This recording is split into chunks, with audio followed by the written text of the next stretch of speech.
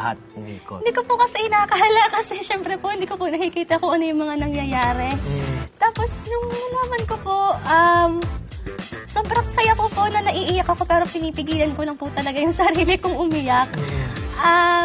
Sobrang saya ko po kasi since The Voice Kids pa lang po, pangarap ko na po ito. Hanggang ngayon po, hindi pa rin po ako makapaniwala na nandito na po ako ngayon at nakapasok po ako sa, yun nga po, umikot po sila, yung mga coaches. At ano po, sobrang saya ko po na siguro po sa bahay na ako iiyak nito. Sobrang saya pa niya, no? Mahuhul mo na yung iyak niya. overwhelmed siya. Pero, Faylene, ang gusto ko sabihin sa'yo, totoo na to, hindi na to panaginip. You are now part of Mar Team. So, syempre, I'm sure it wasn't an easy decision para sa'yo, no? So, I wanted to ask you, ba't mo pinili si Coach Martin para mag-coach mo? Actually po, matagal ko na din po talaga kasi siyang naririnig.